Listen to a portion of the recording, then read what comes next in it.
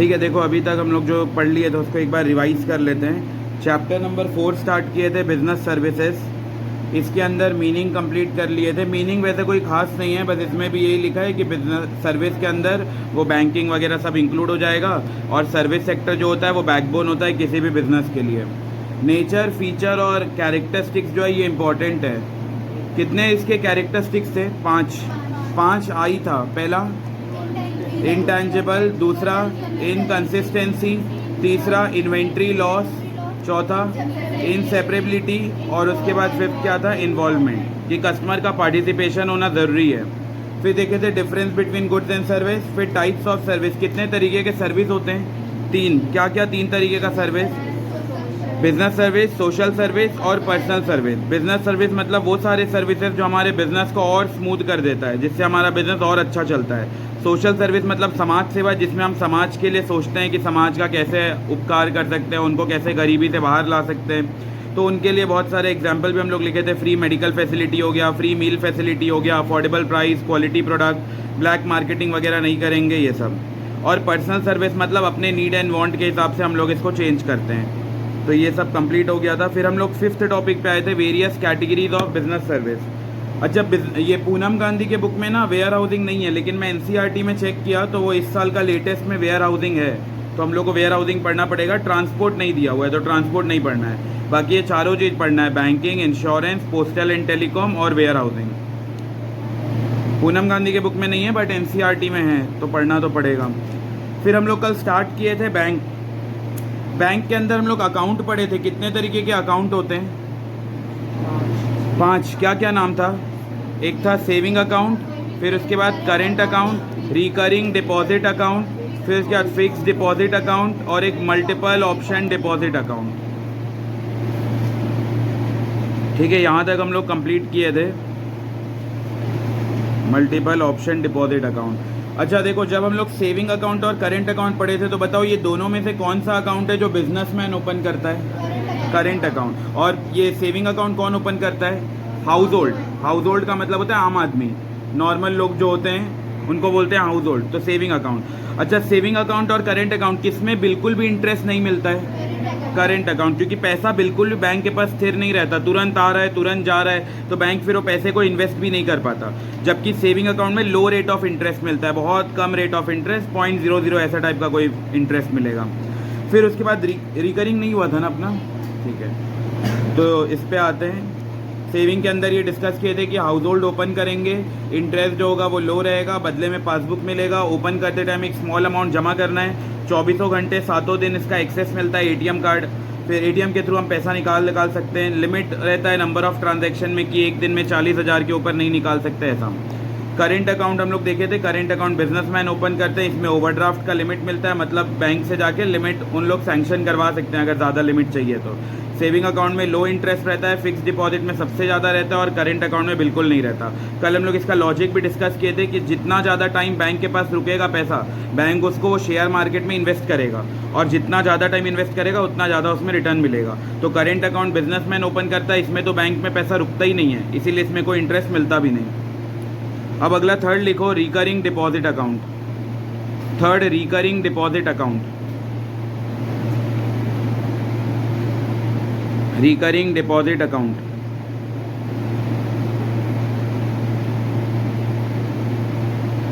देखो अब ये रिकरिंग डिपॉजिट के अकाउंट क्या होता है इसको समझते हैं। ये अकाउंट ना पोस्ट ऑफिस में भी ओपन होता है, और ये अकाउंट बैंक के अंदर भी ओपन होता है। जैसे अगर कोई भी पब्लिक को अपना RD account, recurring deposit account open करना है तो वो बैंक या पोस्ट ऑफिस के पास जाएगा और वो फॉर्म ले लेगा आरडी का। आरडी का फॉर्म तो बोलने से उसमें फॉर्म मिल जाता है रिकरिंग डिपॉजिट। अब इसका ये 4 फीचर क्या क्या है थोड़ा ध्यान से सुनना। सबसे पहला फीचर है रेगुलर अमाउंट। रेगुलर अमाउंट का मतलब क्या होता है? हर मंथ, जो भी मंथ का रहता है, 15 दिन में एक बार, 1 महीने में एक बार, हर मंथ में सेम अमाउंट जमा करूँगा, अमाउंट में कोई चेंज नहीं आएगा। जैसे मान लो फॉर एग्जांपल फर्स्ट मंथ में वो जो आरडी बनाया हूँ वो 500 रुपये का बनवाया हूँ, तो मैं हर मंथ 500 रुपये 500 रुपये 500 रुपये ऐसा जमा करूँगा। अगर मान लो मेरे पास ज़्यादा रुपये, 1000 रुपये, क्या मैं उसको जमा कर सकता हूँ? सोच के बताओ। आरडी में बनवाया था 500 रुपये का, मेरे पास किसी मंथ बहुत ज़्यादा पैसा रखा हुआ है, क्या मैं ज़्यादा पैसा जमा कर सकता हूँ? क्या लगता है, कर सकते हैं? इसका आंसर है नहीं कर सकते। आरडी बस वही अमाउंट पे रिस्ट्रिक्टेड रहता है जितने के लिए वो ओपन किया गया है। तो अगर ज़्यादा पैसा भी है तो भी मैं मैक्स उतना ही पैसा डाल सकता हूँ जितने का आरडी ओपन हुआ है। तो इसीलिए आरडी ओपन करते टाइम सोचना पड़ता है कि कितना हम मंथली जमा कर सकते हैं, उसके हिसाब से बनाना पड़ता है। अच्छा, अगर मेरे पास कम रुपए है तो मान लो 500 का ओपन करवाया था और मेरे पास रखा 300 रुपये, क्या जमा हो जाएगा? इसका आंसर है नहीं, ये भी जमा नहीं होगा। वो लेट फीस के साथ हम लोग को 500 रुपये ही जमा करना रहता है। जैसे हर महीने के मतलब मेरी मम्मी जब ओपन करी थी पोस्ट ऑफिस में आरडी का अकाउंट, तो 15 तारीख जैसा खत्म होता था 16वें तारीख से 5 रुपये का फाइन चालू हो जाता था। ऐसा नहीं पर डे 5 रुपये, 16 तारीख से लेके 30 तारीख तक 5 रुपये ही लगता था। तो 5 रुपये एक्स्ट्रा देके वो 500 रुपये जमा कर दो, ऐसा वाला। तो हर 15-15 तारीख का रहता है, अलग अलग अकाउंट पे अलग अलग लिमिट रहता है। तो सबसे पहले इसमें अमाउंट कैसा रहता है? रेगुलर अमाउंट कोई चेंज नहीं होगा। अगर 500 का ओपन किया तो 500 ही जमा करना है, ना ज़्यादा कर सकते हैं ना कम कर सकते हैं। ये टर्म डिपॉजिट रहता है। टर्म डिपॉजिट का मतलब होता है ये कोई टाइम के लिए होता है। जैसे लेट से 5 साल के लिए, 10 साल के लिए, 3 साल के लिए, तो एक फिक्स्ड टाइम पीरियड रहता है, तो इसीलिए इसको बोलते हैं टर्म डिपॉजिट। तो आरडी का अकाउंट जब ओपन करते हैं ना, तो ऐसा नहीं कि कभी भी पैसा डाल रहे हैं और कभी भी निकाल रहे हैं। जब भी पैसा डालेंगे वो मैच्योरिटी पीरियड के बाद ही पैसा निकालेंगे। अगर 5 साल का आरडी अकाउंट ओपन हुआ है तो 5 साल तक पैसा नहीं निकाल सकते। 5वें साल के एंड में जब भी मैच्योरिटी पीरियड आएगा तभी इसका पैसा निकाल सकते हैं। तो इसको बोलते हैं टर्म डिपॉजिट। टर्म का मतलब होता है टाइम एक निर्धारित रहता है, वो स्पेसिफाइड टाइम के बाद ही हम पैसा निकाल सकते हैं। तीसरा है high interest rate. High interest rate का मतलब होता है ये भी ना काइंड ऑफ फिक्स डिपॉजिट जैसे ही रहता है। कभी ये 10 साल के लिए किया जाता है, कभी ये 20 साल के लिए किया जाता है, कभी ये 5 साल के लिए किया जाता है। तो ज़्यादा समय तक इसके पास बैंक के पास पैसा रुकता है, तो बैंक इसमें भी हाई रेट ऑफ इंटरेस्ट देता है। लेकिन अगर क्वेश्चन आ गया कि एफडी या आरडी दोनों में से सबसे ज़्यादा इंटरेस्ट किस में मिलता है, तो क्या होगा आंसर? Fix deposit. ये हमेशा इसमें हाईएस्ट रहता है। इसमें हाई इंटरेस्ट रेट है लेकिन उसमें हाईएस्ट है। सबसे ज़्यादा जो इंटरेस्ट मिलता है वो एफडी में मिलता है। और लास्ट है फिक्स्ड अमाउंट जमा करना है। तो रेगुलर अमाउंट जमा करना है हर मंथ। 15 तारीख है तो 15 तारीख, 30 तारीख है तो 30 तारीख। टर्म डिपॉजिट होता है, टाइम निर्धारित रहता है, स्पेसिफाइड टाइम 3 साल 5 साल, उसके बाद ही पैसा निकाल सकते हैं। हाई इंटरेस्ट रेट, अच्छा खासा ज़्यादा इंटरेस्ट मिलता है क्योंकि बैंक के पास ये लंबे समय तक रुकता है पैसा। और फिक्स्ड अमाउंट ही ज़्यादा जमा कर सकते हैं, ना ज़्यादा ना कम। जो अमाउंट का करवाएं ओपन वही जमा कर सकते हैं। लिखो पहले से शॉर्ट में लिख लो 4 पॉइंट ऐसा। रेगुलर अमाउंट मतलब अगर हर मंथ का ओपन किए हैं तो हर मंथ जमा करना है। क्वार्टरली ओपन किए हैं तो हर क्वार्टर में जाके जमा करेंगे। फिर टर्म डिपॉजिट का मतलब होता है एक पर्टिकुलर टाइम रहता है, से 5 ईयर्स 10 ईयर्स ऐसा। तो वो टाइम खत्म होने के बाद ही पैसा मैच्योर हो पाएगा और मिल पाएगा। Third, high interest rate. इसमें हाई है, हाईएस्ट नहीं है। हाईएस्ट तो एफडी में ही रहेगा पैसा। तो हाई इंटरेस्ट रेट। और इसमें एक फिक्स्ड अमाउंट ही जमा करना रहता है। जब अकाउंट ओपन करवाए होंगे तब उसी में फॉर्म में फिल किए होंगे, तो उसमें जो अमाउंट फिल किए हैं वही वाला अमाउंट मंथ बाई मंथ वही वाला जमा करते रहना है। पैसा ज़्यादा हो तो ज़्यादा भी नहीं कर सकते जमा, कम है तो कम भी नहीं कर सकते, वही जमा करना है अमाउंट।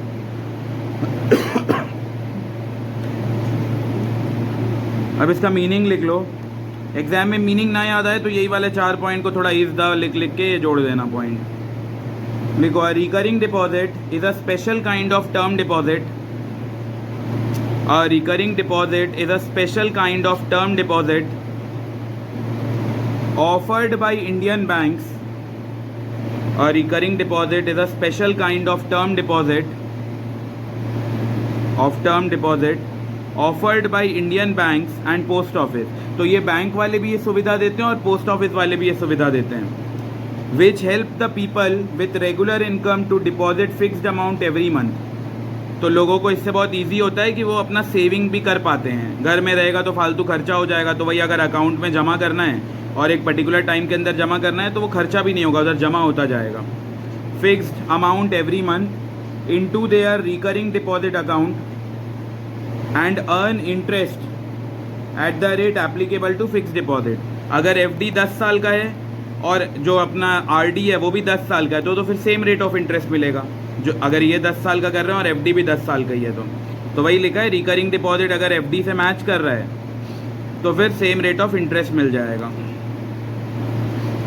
लेकिन अगर एफडी 10 साल का करवाएं और आरडी 5 साल का, फिर तो सेम रेट ऑफ इंटरेस्ट नहीं रहेगा।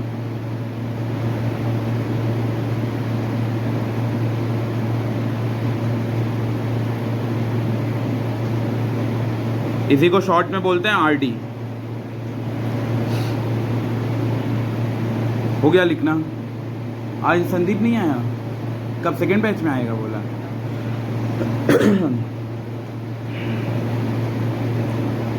A recurring deposit is a special kind of term deposit offered by Indian banks and post office which help people with regular income to deposit a fixed amount every month into the recurring deposit account and earn interest at the rate applicable to fixed deposit. जितना है fix deposit में मिल जाता है वो interest का rate उसमें मिल जाएगा। ठीक है, ये 3 अपना कंप्लीट हो गया लिखना। अब अगले पे आते हैं, fourth, fixed deposit. Fourth, fixed deposit.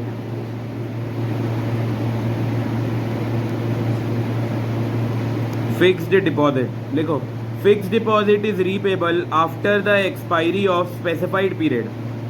इसमें भी एक समय रहता है कि मान लो ज़मीन बेच के 10 लाख आया, 10 लाख को 20 साल के लिए डाल दिए एफडी में, तो जब तक वो 20 साल ख़त्म नहीं होगा तब तक ये पैसा नहीं मिलेगा। मान लो कुछ इमरजेंसी है, बहुत अर्जेंट पैसा निकालना है, तब क्या निकल सकता है? हाँ, एफडी तोड़वाते हैं, उसमें थोड़ा पैसा जो मिलने वाला रहता है वो कम हो जाता है, बाकी मिल जाता है। अगर पूरा का पूरा ब्याज सहित पूरा पैसा चाहिए तो फिर वो 20 साल तक रुकना पड़ेगा, और कोई इमरजेंसी घर में सिचुएशन आ गया है और उसमें निकालना है तो फिर एफडी वगैरह तोड़वाना पड़ता है। इवन ये आरडी भी तोड़वाया जा सकता है अगर जल्दी में चाहिए पैसा तो। Fixed deposit is repayable after the expiry of the specified period. Second point, the period में vary from 5 months to 5 years। Book में बस 5 ईयर दिया है, एफडी तो 20-20, 25-25 साल के लिए भी करवाया जाता है। द पीरियड में vary from 5 months to 5 year।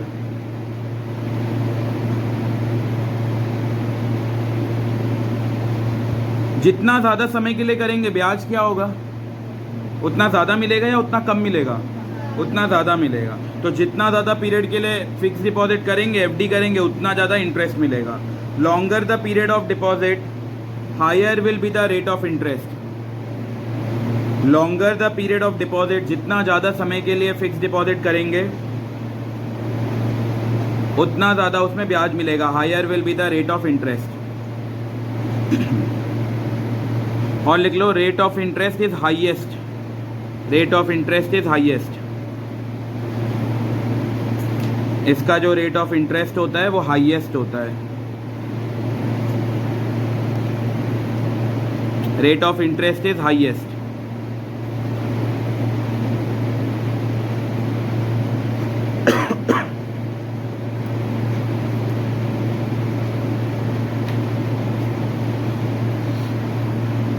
देखो, ये एफडी का रिसीट होता है। जब एफडी लेते हैं ना तो पोस्ट ऑफिस या जहाँ भी बैंक उनसे करवा रहे हैं तो वो हमें एफडी का एक रिसीट देता है। इसमें पहले अकाउंट होल्डर का नंबर लिखा हुआ रहता है, कस्टमर का नंबर लिखा हुआ रहेगा, फिर डिपॉजिट कितना रुपए जमा किए हैं, तो यहाँ लिखा है 3 लाख रुपए जमा कर रहे हैं, 12% 12 महीने के लिए जमा कर रहे हैं, इंटरेस्ट 7% है, ड्यू डेट है 22/9/2011, 22/9/2011 को मिलेगा। और देखो कितना मिलेगा लिखा हुआ है, 3,21,550 रुपीज़। जमा कितना रुपए कर रहे हैं? 3 लाख। तो इतना ज़्यादा कैसे मिल रहा है 12 महीने बाद? Interest, principal plus interest. तो प्रिंसिपल 3 लाख है और ब्याज बाकी का जो 21,550 रुपीज़ है ये ब्याज है, 7% का इंटरेस्ट लगा के। तो फिर जैसे ही ये मैच्योरिटी डेट आएगा 22/9/2011 तो ये पर्सन को 3,21,550 रुपये मिल जाएगा। तो ऐसा एफडी का रिसीट होता है। सेविंग अकाउंट भी और प्लस दूसरा वो फिक्स डिपॉजिट अकाउंट। तो जिस दिन लिमिट पार हुआ सेविंग से हटकर हमारा अकाउंट एफडी बन जाएगा। तो इसीलिए लिखा है this account offer multiple option to the depositor. जो भी पैसा जमा कर रहा है, जो अकाउंट होल्डर है, उसको मल्टीपल ऑप्शन मिलता है। बस फैंसी वर्ड है, कोई मतलब का नहीं है अकाउंट। अगला, this account can be combination with saving account और करेंट अकाउंट। तो अकाउंट ओपन करते टाइम अगर आम आदमी है तो सेविंग अकाउंट ओपन करेगा, और बिजनेसमैन है तो वो करेंट अकाउंट के साथ एफडी का बेनिफिट लेगा। This account can be combination with saving account और करेंट अकाउंट। तीसरा, in this account the depositor can enjoy. Depositor को बहुत मजा आएगा कि उसको सेविंग का भी बेनिफिट मिलेगा और अपना ही डेंजर लिमिट में पहुंचते साथ उसका पैसा उसको बिना बताए एफडी में कन्वर्ट हो जाएगा। In this account the depositor can enjoy liquidity, liquidity मतलब पैसा, अच्छा खासा पैसा रहेगा उसके पास सेविंग अकाउंट में जब तक है, जब मर्जी करे पैसा डिपॉजिट कर रहे हैं, जब मर्जी करे पैसा विड्रॉ कर रहे हैं। लेकिन जिस दिन वो लिमिट टच हो गया, एक्सीड हो गया, तो उसके बाद वो एफडी बन जाएगा। अच्छा, इतना डेप्थ में पूछेगा तो नहीं, लेकिन अगर मैं तुम लोग से क्वेश्चन पूछूं, मान लो मेरे अकाउंट में करेक्ट 2.5 लाख रुपए रखा है, ना 1 रुपये ज़्यादा ना 1 रुपये कम, अब बताओ मेरा अकाउंट सेविंग अकाउंट रहेगा या एफडी रहेगा? सोच के बताओ। एफडी पक्का, करेक्ट। 2,50,000, 1 पैसा ऊपर नहीं 1 पैसा नीचे नहीं, एफडी, सेविंग अकाउंट नहीं। क्या लगता है शिप्रा, क्या लगता है? सेविंग अकाउंट रहेगा करेक्ट 2.5 लाख, 1 रुपये ऊपर नहीं 1 रुपये नीचे नहीं। सेविंग अकाउंट होगा या फिक्स डिपॉजिट होगा? सेविंग, एफडी में कन्वर्ट नहीं होगा। हाँ साहिल, क्या लगता है? सेविंग। आशीष? एफडी। आशीष का आंसर एफडी। सूरज? सेविंग। इसका करेक्ट आंसर है सेविंग। ये जो लिमिट है ना, ये लिमिट एक्सीड होना है, उसके ऊपर जाना है। जब तक ये ऊपर नहीं जाएगा तब तक नहीं। देखो जैसे मैं एग्जाम्पल जो यहाँ लिया था 4,50,000, उस लिमिट के बियॉन्ड जाना है। अगर एग्जैक्ट वो लिमिट है तो फिर उसमें नहीं होगा, वो सेविंग ही रहेगा।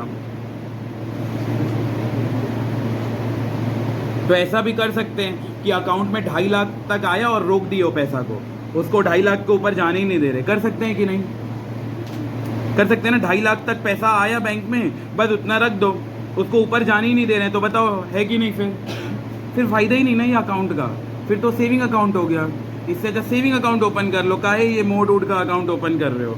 तो देखो इसमें कितना फैंसी वर्ड लिखा है कि वाह डिपॉजिटर को मल्टीपल ऑप्शन मिलेगा, वो चाहे तो सेविंग अकाउंट के साथ कर सकता है या तो करेंट अकाउंट के साथ कर सकता है। वो बहुत इंजॉय करेगा अपने ही पैसे को सेविंग फिक्स डिपॉजिट में बिना उसके परमिशन के डाल देंगे। बहुत अच्छा चीज़ है, इसीलिए कोई अकाउंट ओपन ही नहीं करता है। अगला लिखो एक और point, when the amount of deposit exceed, when the amount of deposit exceed, exceed लिखा है मतलब उससे ज़्यादा होना चाहिए। When the amount of deposit exceed a particular limit, when the amount of deposit exceed a particular limit, the automatically the, क्या लिखा ये रुको, द नहीं आएगा, हाँ, automatically the amount is transferred, automatically the amount is transferred into fixed deposit. When the amount of deposit exceed पर ध्यान देना है, exceed होना चाहिए। 2.5 लाख का लिमिट है तो 2.5 लाख के ऊपर जाना है, 3 लाख का लिमिट है तो 3 लाख के ऊपर, एग्जैक्ट 3 लाख पे सेविंग ही रहेगा। When the amount of deposit exceed a particular limit, comma, automatically the amount is transferred into FD। ठीक है, बस इसी को बोलते हैं mode, multiple option deposit account.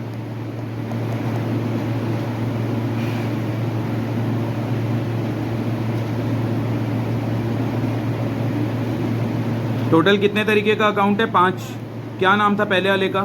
Saving account, दूसरे वाले का करेंट अकाउंट, तीसरे वाले का रिकरिंग डिपॉजिट अकाउंट, फोर्थ वाले का फिक्स डिपॉजिट अकाउंट और फिफ्थ वाले का मल्टीपल ऑप्शन डिपॉजिट अकाउंट। ठीक है, अच्छा ये बताओ रिकरिंग डिपॉजिट अकाउंट का कोई 3 फीचर, रिकरिंग डिपॉजिट अकाउंट का कोई 3 फीचर?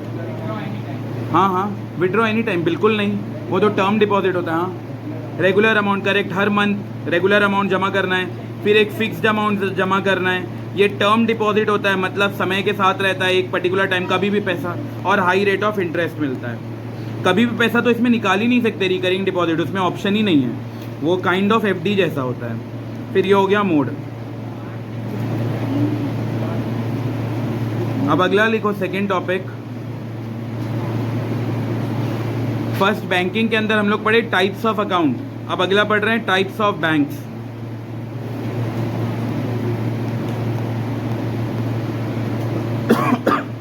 बी पॉइंट लिखो टाइप्स ऑफ बैंक्स। बैंक्स कितने तरीके का होता है? ये भी पूनम गांधी में नहीं दिया लेकिन एनसीईआरटी में है, तो पढ़ना तो पड़ेगा।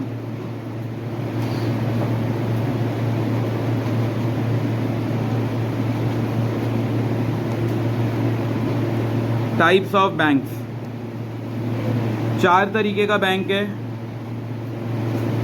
अगर नहीं आए तो एक एक करके लिख लेना, नहीं तो हॉरिजॉन्टल कर लो कॉपी को, जैसे भी तुम लोग को सही लगे। टाइप्स ऑफ बैंक में commercial bank, cooperative bank, specialised bank और central bank. Commercial bank, cooperative bank, specialised bank, central bank.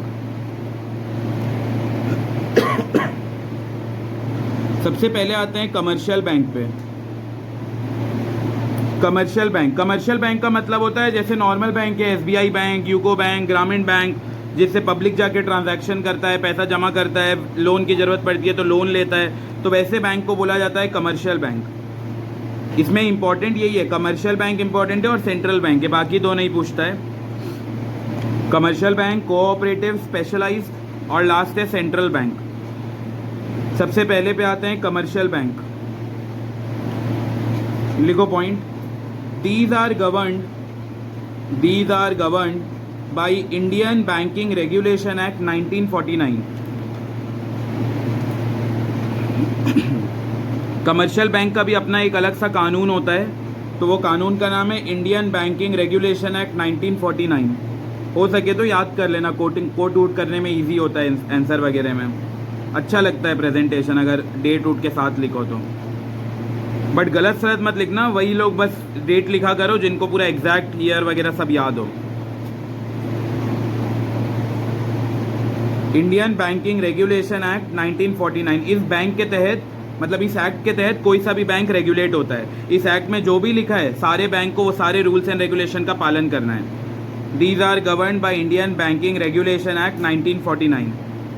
अगला लिखो, there are two types of commercial bank. There are two types of commercial bank. There are two types of commercial bank. They are, एक होता है public sector bank और एक होता है private sector bank. Public sector bank का मतलब होता है ऐसे बैंक जिसके 100% शेयर गवर्नमेंट के पास है, मतलब गवर्नमेंट इसको खरीद के रख लिया है, उस बैंक को बोलते हैं पब्लिक सेक्टर बैंक। और प्राइवेट सेक्टर बैंक का मतलब कोई भी आम आदमी बनाया है वो बैंक को, जैसे मान लो कोई अंबानी बहुत पैसे वाला है, वो रिलायंस के नाम का एक बैंक अकाउंट ओपन किया, उसको बोलेंगे प्राइवेट सेक्टर बैंक। और मान लो अंबानी का ही बैंक पूरा का पूरा 100% शेयर गवर्नमेंट खरीद लिया, तो अंबानी का बैंक को कौन सा बैंक बोलेंगे? Public sector bank. तो पब्लिक सेक्टर बैंक का मतलब होता है जिसके पूरे 100% मेजर स्टेक या पूरा 100% स्टेक जो है वो गवर्नमेंट के पास है, तो उनको बोलते हैं पब्लिक सेक्टर बैंक।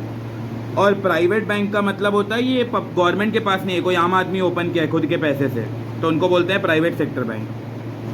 अब बताओ, अगर पब्लिक सेक्टर बैंक है मतलब वो किसके पास है? आम आदमी के पास है या गवर्नमेंट के पास है? गवर्नमेंट के पास है। गवर्नमेंट का मेन मोटिव क्या होता है? सोशल वेलफेयर या प्रॉफिट मैक्सिमाइजेशन? Social welfare. तो ये जो बैंक होंगे उन लोग मैक्सिमम काम जो करेंगे वो सोशल वेलफेयर के लिए करेंगे और सस्ते सस्ते में काम करेंगे, ज़्यादा पैसा नहीं लेंगे।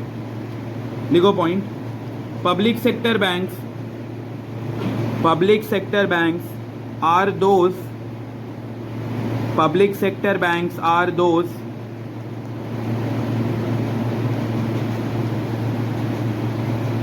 public sector bank are those in which government has major stake।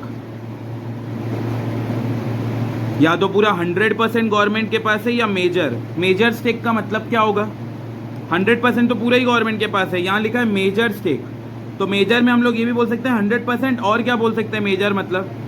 लिखा है ज़्यादातर शेयर गवर्नमेंट के पास होना चाहिए। मान लो मैं एक बैंक चालू किया, बैंक का नाम है XYZ bank.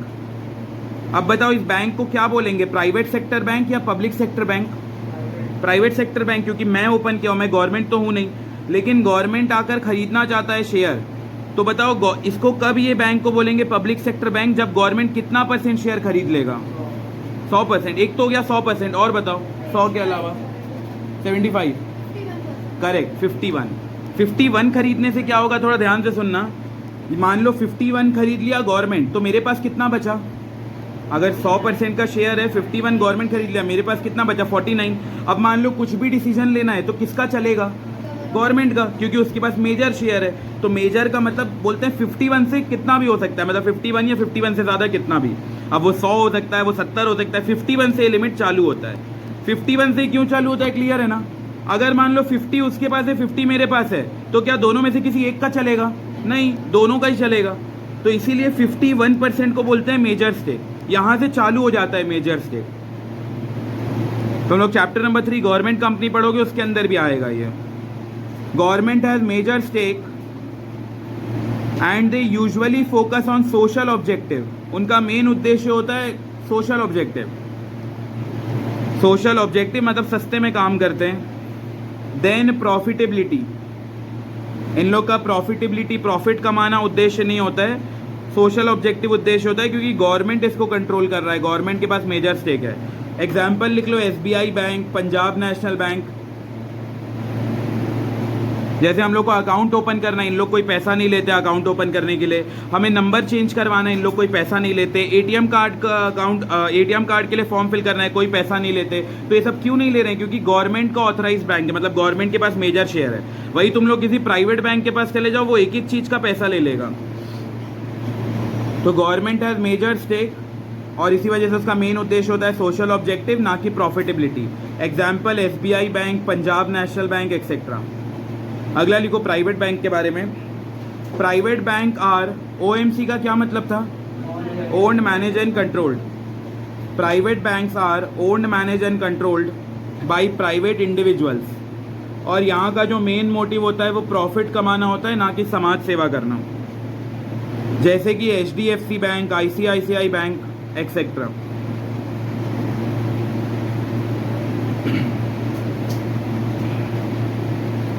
Private banks are owned, manage and controlled मतलब OMC बाई प्राइवेट इंडिविजुअल, और यहाँ का मेन मोटिव होता है प्रॉफिट कमाना।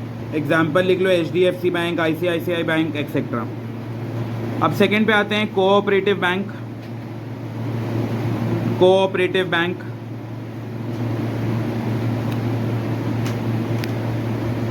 लिखो point. Cooperative bank are governed by state cooperative act. Cooperative bank are governed by state cooperative act. इसमें कोई ईयर नहीं दिया है।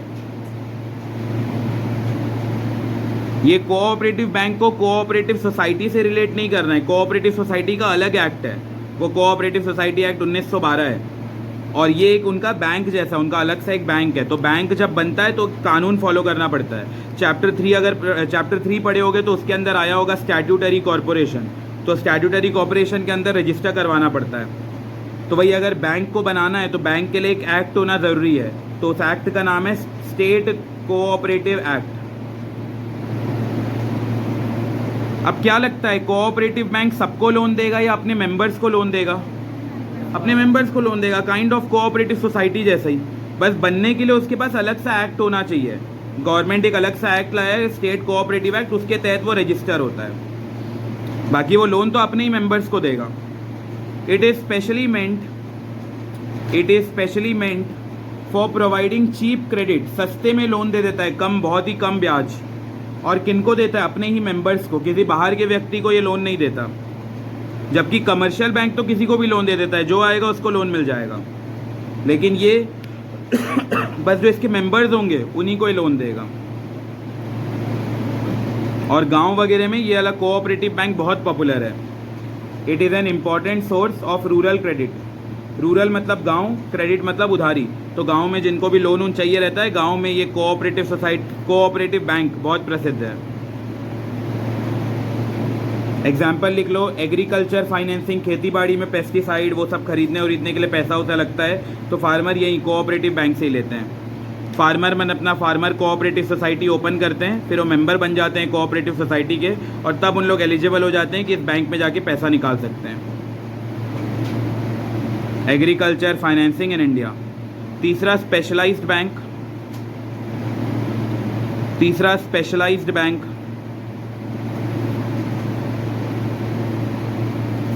देखो इसके अंदर point, specialised bank are foreign exchange bank. Foreign exchange का मतलब पता है क्या? फॉरेन एक्सचेंज का मतलब होता है बाहर के देश का पैसा। अगर मान लो मेरे को अमेरिका में घूमने जाना है तो मेरे को डॉलर लगेगा और मेरे पास रखा है रुपए, तो मैं ये स्पेशलाइज्ड बैंक में जाके रुपए जमा करूंगा और तब मेरे को डॉलर मिलेगा। तो उसको बोलते हैं स्पेशलाइज्ड बैंक, जो फॉरेन एक्सचेंज में डील करते हैं, फॉरेन के करेंसीज में डील करते हैं। अगर मान लो मैं दुबई जा रहा हूँ तो मेरे को दिरहम लगेगा, तो मैं वाले बैंक में जाके अपना रुपए दूंगा और बदले में मेरे को वहाँ दिरहम उरम जो भी रहता है वो मिलेगा। Specialised banks are foreign exchange bank, development bank catering to specific need of these unique activities। इसमें काम का चीज़ यही है कि ये फॉरेन एक्सचेंज में डील करते हैं। Specialised bank are foreign exchange banks, development banks catering to specific need of these unique activities.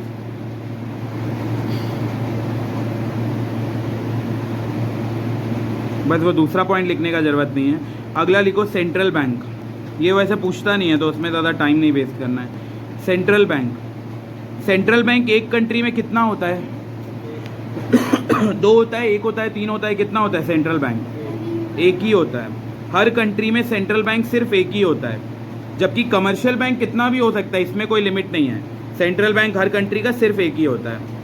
हमारे कंट्री का जो सेंट्रल बैंक है वो एक है, RBI, reserve bank of India. देखो इसके बारे में पॉइंट, द सेंट्रल बैंक, ये सेकेंड पॉइंट नहीं लिखना है।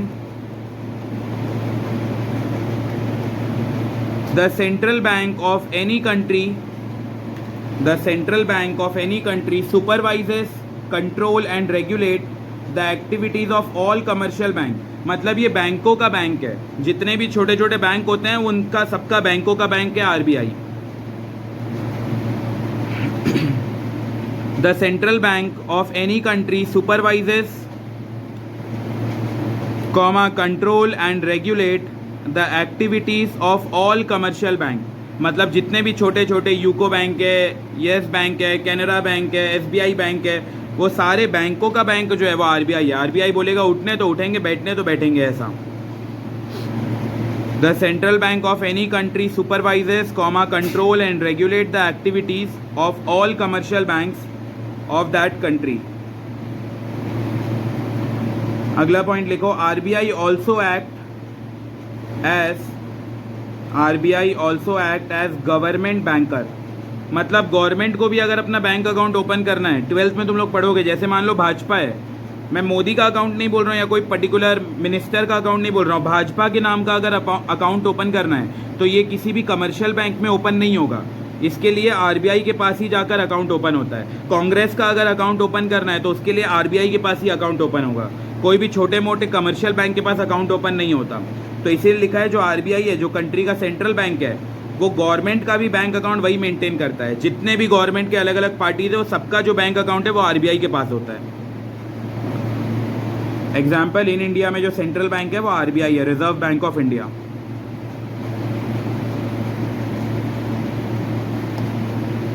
इंडिया में जो सेंट्रल बैंक है उसका नाम है RBI, reserve bank of India.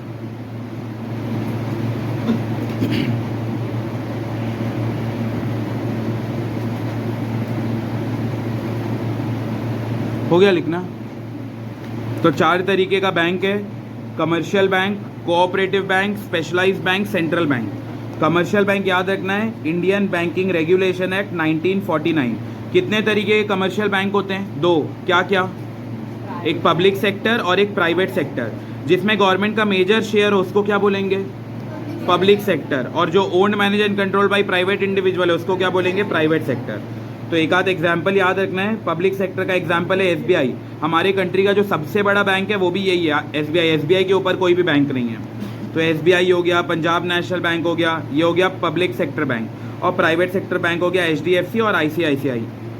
फिर कोऑपरेटिव बैंक, ये स्टेट कोऑपरेटिव एक्ट के तहत ओपन होते हैं। इन लोग चीप क्रेडिट देते हैं, मतलब सस्ते ब्याज के दर पे लोन दिया जाता है। और ये किसी भी नॉर्मल पब्लिक को नहीं देते, बस अपने मेंबर्स को देते हैं। गांव वगैरह में खेतीबाड़ी के लिए ये बैंक का बहुत उपयोग किया जाता है। स्पेशलाइज्ड बैंक, इन लोग पैसा उसा बदल के देने का काम करते हैं। जैसे कि मान लो फॉरेन एक्सचेंज बैंक हो गया, तो अगर अपना रुपए जमा कर रहे हैं तो हमें डॉलर चाहिए तो डॉलर मिलेगा, दिनार चाहिए तो दिनार मिलेगा, दिरहम चाहिए तो दिरहम मिलेगा।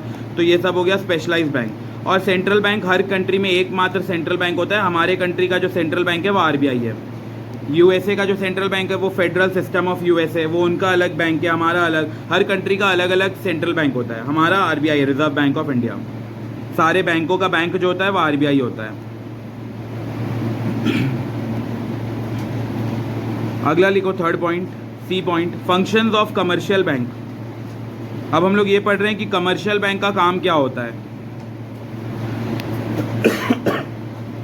Functions of commercial bank. तो कमर्शियल बैंक ये 5 काम करते हैं। पहला एक्सेप्टेंस ऑफ डिपॉजिट, पहला काम एक्सेप्टेंस ऑफ डिपॉजिट। पॉइंट क्या इसके साथ ही लिखोगे कि अलग से बाद में लिखोगे, क्या करना है? ठीक है, फिर इसी के साथ ही लिख लो acceptance of deposit. Acceptance of deposit का क्या मतलब? हाँ, पब्लिक के पास ज़्यादा पैसा आ गया, उसको लग रहा है घर में चोरी हो जाएगा, खर्चा हो जाएगा, तो वो आके डिपॉजिट कर देते हैं बैंक में। तो क्या बैंक मना कर देता है पैसा जमा करने से? नहीं, वो एक्सेप्ट करता है डिपॉजिट। लिखो इसमें point.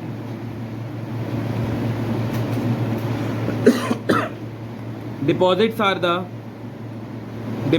Are the basis of the loan operation. Deposits are the basis of the loan operations. Since banks and other banks are both borrower and lender of money. Deposit are the basis of the loan operations since bank are both borrowers and lenders of money. इस point का मतलब क्या है? ये जो इतना छोटा सा पॉइंट लिखा है, ये क्या बोलना चाह रहा है? हाँ, correct.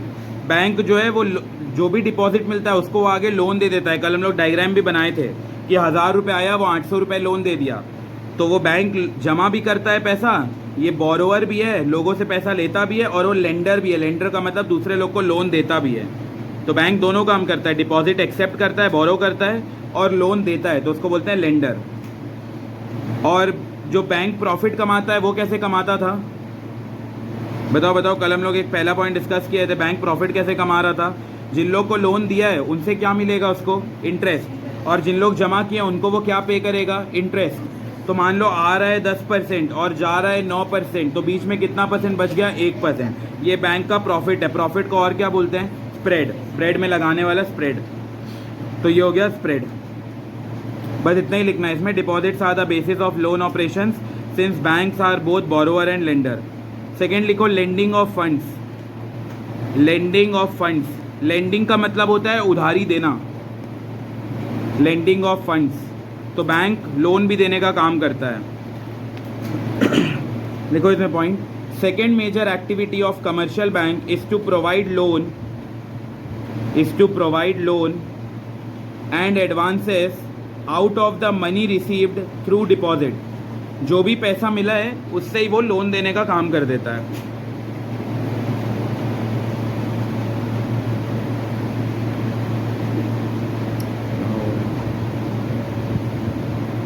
Second major activity of commercial bank is to provide loan and advances out of the money received through deposit. Out of the money received through deposit.